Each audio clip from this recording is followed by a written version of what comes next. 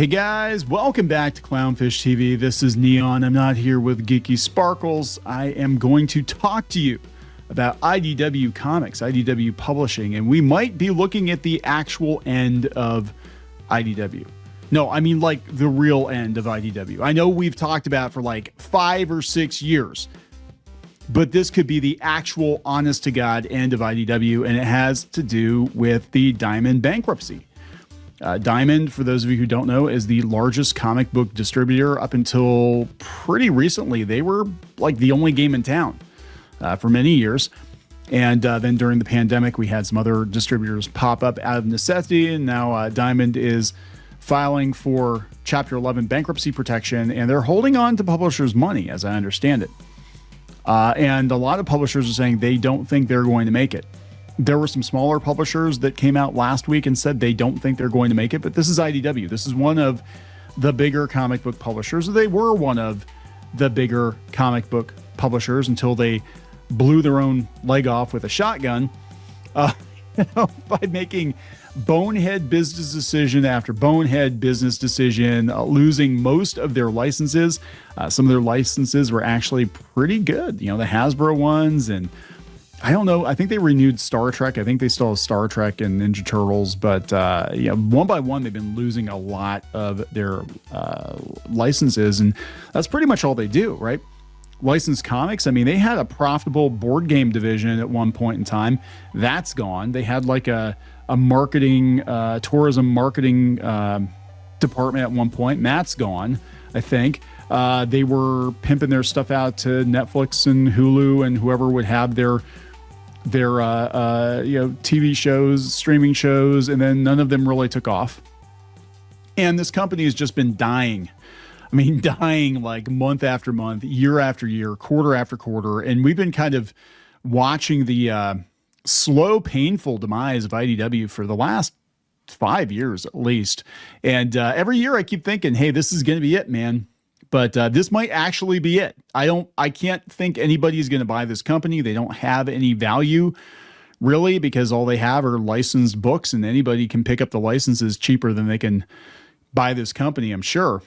So let's talk about this. Before we get into it any further, please subscribe for more pop culture news, views, and rants, guys. Check out clownfishminus.com for more merchandise and Plus Club stuff. And you can also join here on YouTube now. We just did that a couple of weeks ago because people were asking us for it, and on Locals. And we got another podcast coming later this week about UFOs. So we're going to talk about UFOs and disclosure, but let's talk about this. This is coming from Rich Johnston, who, look, I've said before, I don't know what's going on here, but Rich Johnston is like the only legit comic book journal left, right? Like, he actually does deliver the news. I'm sure he's got his own opinions about things, and they do pop up from time to time. But weirdly enough, Bleeding Cool is like one of the last websites that you can trust for at least some quasi news, which is very weird because he started out as a rumor monger, and a lot of people don't like him because, he does try to play people off of each other. But compared to Heidi McDonald over at The Beat, she's basically just doing it as like a hobby to promote her friends. They're actually doing the journalism over here. So yeah, there we go. Let's come from Bleeding Cool. IDW report: Diamond bankruptcy leaves substantial doubt for future. The auditor section of IDW's annual report expresses substantial doubt about its ability to continue as a growing concern in the wake of the Diamond bankruptcy. And we're going to talk about this because a lot of publishers, like Mad Cave, just said that they're, ironically, speaking of The Beat, they're jumping over to Lunar now. And there are some other publishers that they sent emails out that said they're just going to go direct to consumer for now until another option presents itself, because apparently they're not big enough to go through Lunar or one of these other, Penguin Random House or whatever. But yeah, it's scary times. If this was your business model, it's really scary. They said, yeah, this is all because of Diamond. They went exclusive with Penguin Random House, who then sub-distributed to Diamond, as did Marvel, Dark Horse, and Tokyo Pop, and Boom Studios in April. And apparently Penguin Random House bought Boom. I think they bought Boom.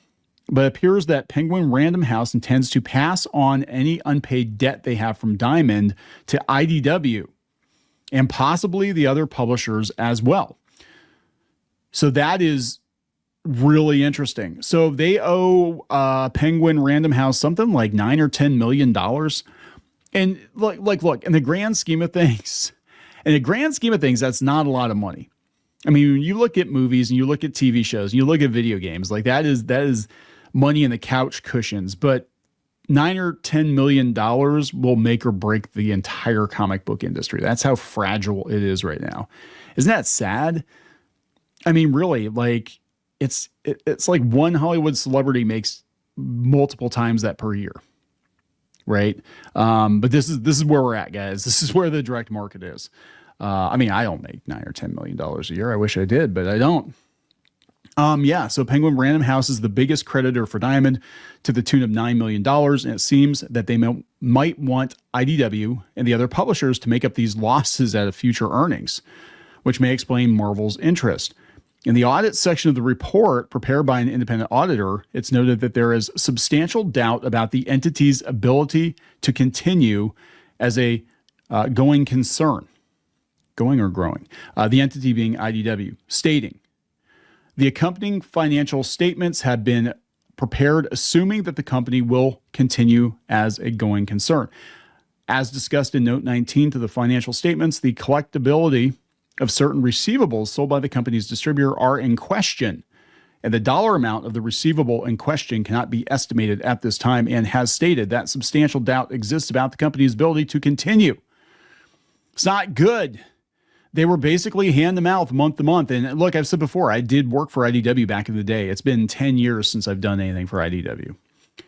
And I always got along great with everybody over there. I actually was looking at doing more Transformers work. And then I found out what the page rates were. And I'm like, do you know how long it takes to draw a page of Transformers?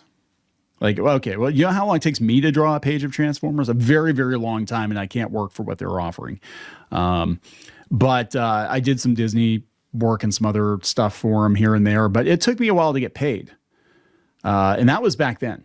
So, I mean, I knew they weren't in the best of shape back then, and they were funneling all their money into these Hollywood pitches, and it didn't work out for them. See, again, the tabletop thing just blows my mind. They had a viable tabletop gaming business. They were putting games out. They were good games. They were critically acclaimed. Customers liked them for the most part. Right. And they had some really good licenses, and they always did really well on Kickstarter. And then they shut that down. That was like the only thing they had that was actually making money for them. And they shut it down. It's so weird. Anyway, they clarify further in the previously mentioned Note 19 saying Penguin Random House paid IDW for IDW products ordered by Diamond. And as a result of Diamond's bankruptcy, Penguin may not be able to collect all or any of the corresponding amounts owed to Penguin by Diamond. This is what happens with bankruptcy. Chapter 11, basically, you know, you're lucky to get anything from the creditor. They basically file for Chapter 11 to reorganize, and they put a pin in paying most of their bills. And the judge has to, you know, they order, the company to pay in the order that they can pay, usually with, the biggest creditor going first. So if you're only owed couple $1,000, and that couple $1,000 may make or break your small press, well, guess what? You got to get in line behind all these other guys, and you may never get your money. You may have to wait for years to get your money. Penguin Random House has informally indicated to IDW that their understanding of the relevant terms of the contract between IDW and Penguin provides that the significant majority of such uncollected amounts will be debited by Penguin from future payments from Penguin to IDW. So because as I understand it, because Diamond stiffed Penguin for IDW product, Penguin's going to take it out of IDW's hide. So they're going to be, So it's like, I mean, that must be a risk of distributing with them. If I were going to do, I'd be like, hell no. Because that you don't know where that supply chain, where that's going to break. But yeah, apparently that is in the contract. And I don't know if I would have signed that, but I guess they figured, it's like they can't really do it themselves. IDW has not received any formal written communication or definitive claim from Penguin. IDW cannot at this time assess the likelihood that Penguin will seek to debit any amounts against future payments to IDW, the amount of any such potential debit, or the timing of any such debits. IDW is also making its own assessment of the relevant contractual language and the rights and obligations of the parties in respect to the current situation. In light of the foregoing, as of the date of this report, we are unable to determine the potential impact. However, it may have a significant negative impact on our future financial results and cash position. The company will work to minimize any impact to the extent possible. People said it wasn't that big of a deal that Diamond filed for bankruptcy. They're like, barely an inconvenience. There are other distributors. It's like, yes, there are. But look at this. Look at what is going on. I mean, This is probably it. This is probably it for IDW. And I'm going to be honest. I think there's some people on the board or some people that have a stake in IDW that might be sighing a breath of relief at this point, because like IDW has been terminal for at least a half a decade. I mean, it's ridiculous. It got delisted from the stock market. I mean, look at this. I had Grok put this together.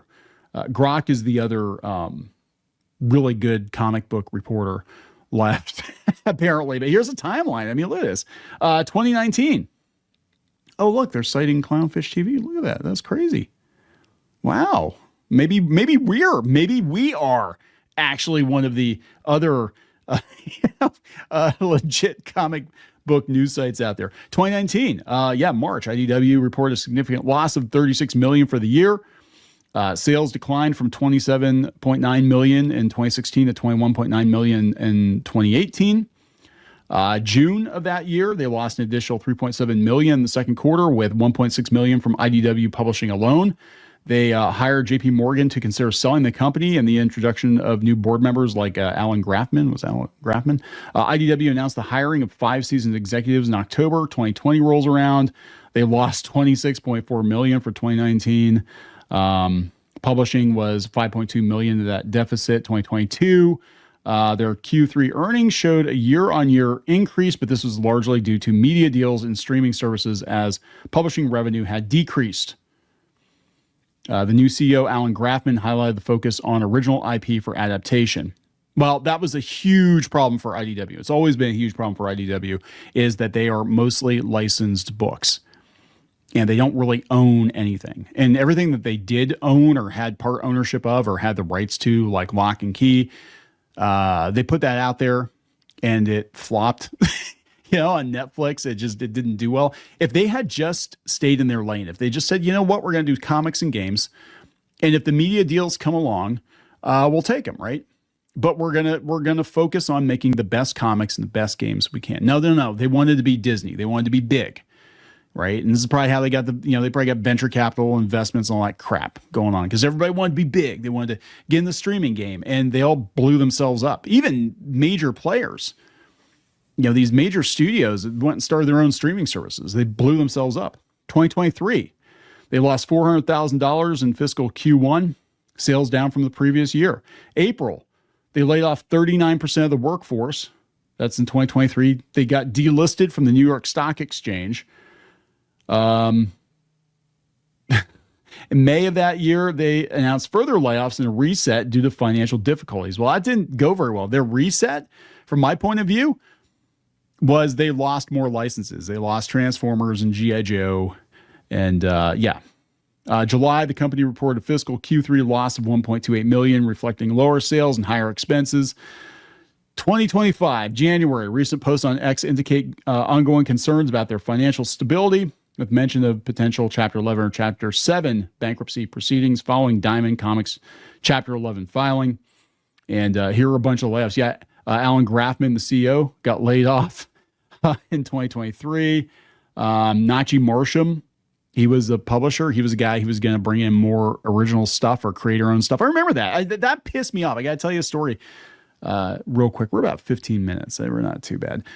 So IDW, we actually approached them with several ideas back when I was doing freelance work for them, and I was told that they weren't taking any original IP. They weren't doing any creator-owned anything. And This is, after they did, Lock and Key and stuff like that. And they had, success with it. And they just shot down. They're like, we don't even look at pitches. We don't do creator-owned work. There's no money in it for us, and yada, yada, yada. And we got all this stuff going on, and Winona Earp and all this stuff is going on. We're going to be huge. We don't have time for you. And then after that, they turn around. They're like, yeah, we want creator-owned stuff. I'm like, who the hell would even publish with IDW when they can't pay people? They're not paying people. They're laying people off. I mean, they're like, at this point, IDW used to be one of the top comic book publishers, and they're barely a step above. Remember Blue Water? Are they still around? Where everybody got paid on the back end? Like, they would publish your stuff, and like 6 months later, maybe you might get paid, maybe. April this year, last year, they laid a bunch of people off. Publisher, director of development, and senior HR manager. Well, why do you need an HR manager when you're firing more people than you're hiring, right? Bam. So as for the overall annual report, going back to Bleeding Cool, as of October 31st, 2024, we had cash of $7,432,000 and working capital of $17 million. That's actually quite a bit for a smaller publisher, $17,772,000. And IDW, the publishing portion of Media Holdings, had a loss from operations. Here we go again, a loss of $1.4 million in fiscal year 2024, based on revenue of $26.4 million. This was an improvement over 2023's loss from $3.9 million. Just take it out back and shoot it. Just take it out back and shoot it. None of the people that were there at the beginning are even there anymore that I know of. It's not even the same company. You don't have most of your licenses. What you got left? Sonic and Star Trek and Turtles, I guess. You don't have anything that's worth anything. I mean, it's like, just take it out back and shoot it, for God's sake. As for the immediate future for IDW and other publishers, expect those Penguin Random House contracts to be gone over with the smallest of pins, while other publisher contracts may contain different terms in regard to the situation. This may be why Marvel is seeking representation in the Diamond bankruptcy proceedings. Yeah, Marvel can take the hit. I mean, let's say Marvel can take the hit more so than IDW, more so than whoever else went in with Penguin Random House. And Penguin Random House is a huge company. So for them, it's like, yeah, whatever. Pay us or whatever. We don't need to be distributing your comic books. We don't really sell enough of them or distribute enough of them to really make it worth it for us. So IDW's annual report also states the situation may have a significant negative impact on the future financial results and cash positions with other publishers. There's going to be a lot. There's going to be a lot. Mad Cave just said that they're going with Lunar, like immediately. They said it was a strategic move to enhance service, reliability, and support for retailers while ensuring seamless delivery of our titles to fans worldwide. So Lunar might actually wind up being the new Diamond. I don't know. But I think you have to be this tall to get on the ride to distribute with Lunar. I don't think like a smaller press company can distribute with them. I think for most publishers now, they're going to have to go direct to consumer. You're going to have to sell, ship it yourself, or you're going to have to ship through Amazon or something. But I think we're going to see a lot fewer publishers going forward. I mean, really, I'm going to be honest, and this isn't to be a dick, and we publish comics too. So I guess I can say this as a publisher. I guess I can say it. We also own a shop too, but that's a whole nother thing. It's only the top 2 or 3 that matter. In the grand scheme of things for the direct market. All the other stuff, like you're talking a couple thousand copies, maybe a couple hundred copies, maybe. It's not enough for these distributors to really deal with. I mean, at that point, you are better off just selling direct to consumer. So I think things are going to change. This could be the kill shot for the direct market. As we've known it for all these years. I do believe that comic shops will live on in some form, but I think comic shops are going to become, geeky flea markets, right? That's basically what they are now. Once Funko goes out, which I think that'll happen sooner rather than later, once the Funko Pops end, then I don't know what they're going to do. Once the Magic cards end, like I don't know what they're gonna do. I think comic shops will become kind of like vintage shops, and they'll probably sell more vintage pop culture memorabilia. and whatever is actually selling at the time. Kind of like video game stores. They sell a lot of vintage games and then kind of whatever people are into that's video game related. But as far as being, just straight up new releases, new comic, those days are over. It's over. Like that's never coming back. That, the wall of new books on a Wednesday, and you walk in there, and I'm sure there's some comic shops out there that are still like that, but most of the ones around us anyway are kind of transitioning into back issues and books and toys and stuff like that. And that's kind of where things are going. This is not going to help. So I'm going to wrap it up. Please subscribe. We'll talk later.